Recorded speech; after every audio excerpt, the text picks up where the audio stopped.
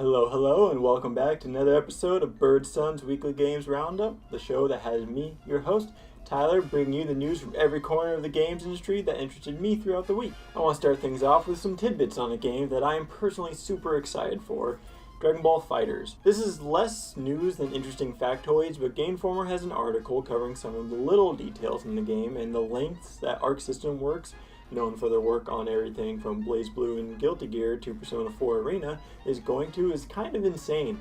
Everything from Tien's tri-beam attack damaging him the more he uses it, to Sorbet taking a cheap shot on Frieza's behalf during a fight.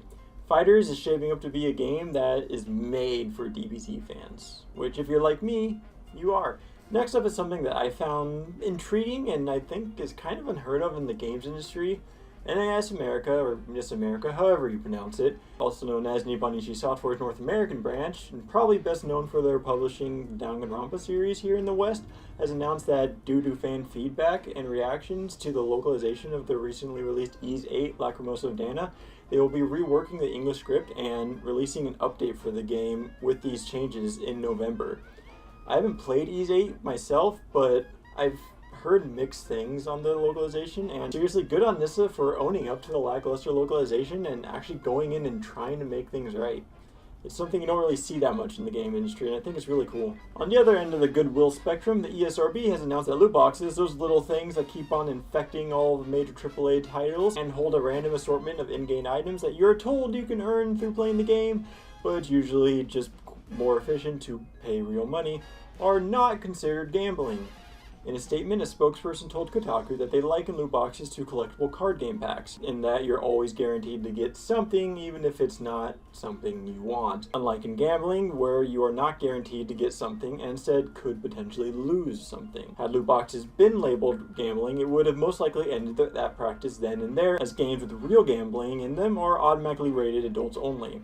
While the ruling does make sense, it essentially tells publishers that their nickel and diming practices are okay to go forward, meaning we, the consumer, are the real losers in this case. However, I do not want to wallow in the shitty practices of big name publishers for too long, so let's talk about a bit of good news. Studio MVHR's gorgeous 2D platformer Cuphead has sold more than 1 million units in just 2 weeks on the market. Digital market, that is. There is no physical release, so rumors say there might be eventually. This isn't really big news, but I still wanted to talk about it because in an industry in which derivative cookie-cutter experiences are so often rewarded with high sales simply because they're safe, it warms my heart to see a game that is not only different, but downright fantastic, receive the recognition and sales that it deserves. I'm only partially through Cuphead at the moment, but I'm kind of loving it and it's looking to be one of my top games of the year, and I highly recommend, if you haven't checked it out, to maybe give it a shot. Back to a little bit of sadder news. The crowdfunding campaign by Hidetaka Suehiro, better known as Swery65, the creator behind Deadly Premonition and D4 Dark Dreams Don't Die,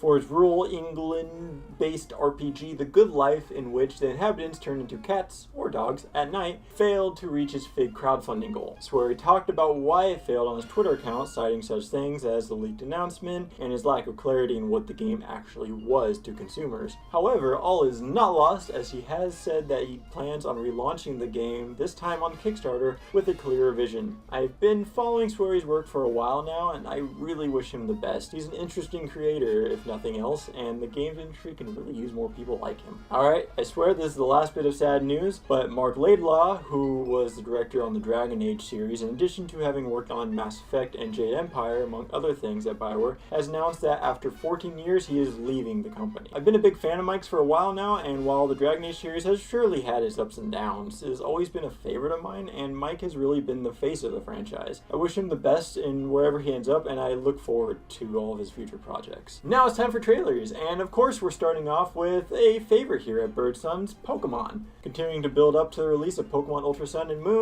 Pokémon Company has released a new trailer highlighting some of the new Z moves that are exclusive to the 2 new forms for Necrozma that are introduced this time around. It also shows off some of the new features of the Roundup deck, everybody's little lovable Pokemon Pokedex hybrid that have been added. I gotta say, I'm super stoked for these games, which isn't saying much because I am a Pokemon fanatic, so it doesn't take a whole lot to get me stoked. But anyway, these trailers have been helping to raise my hype levels further, and November cannot come soon enough for this particular Pokemon fan. Another trailer that has released has me a little bit sad, but not for the reasons that you might think. Atlus, the house of Shin Megami Tensei, has released a new trailer announcing the Japanese release date of the upcoming Shin Megami Tensei Strange Journey Redux, the re-release of the DS game Strange Journey. Now, why is that sad news? Well, the trailer starts off with a fake trailer for an SMT-themed Metroidvania game starring Jack Frost and Pyro Jack. I'm a huge fan of Metroidvania games, and I would love an SMT-themed one, and unfortunately, since they said this is fake, there's a chance it might not be real, but the thing is, it looked so good that I feel like it might actually be a stealth announcement for something, but who knows. All I know is I'd buy the hell out of it if they actually announced it. The rest of the trailer mostly just showed cinematics from the re-release, which look good, and I'm not really familiar with the story for Strange Journey besides the base premise, but judging from the cinematics that I've seen and everything, I'm getting really excited for it, and I'm always up for a new SMT game. So I will definitely be looking forward to whenever it comes out in the West, which I believe is scheduled for sometime early next year. Next up in this long line of trailers and announcements is Bandai Namco's God Eater 3. The trailer has no release date or platform, so judging from the prior games, it'll probably be released on PlayStation 4 at the very least. But what it does have is a very anime-looking protagonist taking on giant monsters with cool weapons, and honestly, what more could you need? From my little experience I have in the God Eater franchise, it seems pretty much like Monster Hunter but with more story, which is pretty much all I ever wanted from Monster Hunter, so I do plan on getting into it at some point, and God Eater 3 definitely looks interesting, if nothing else. Stepping outside of Japan for just a second, we have a release date for Life is Strange Before the Storm Episode 2. Titled Brave New World, the episode is scheduled to come out October 19th, and the announcement was accompanied by a new trailer. Not going to lie, I haven't actually played through Life is Strange or Before the Storm yet. I plan to eventually, but I didn't want to watch this trailer because of potential spoilers, so I can't actually describe what's in it, but if you are interested and want to check it out, all links will be in the description below. Now, for our last bit of announcement-based news, Tokyo Xanadu EX Plus, the game that continues the age-old tradition of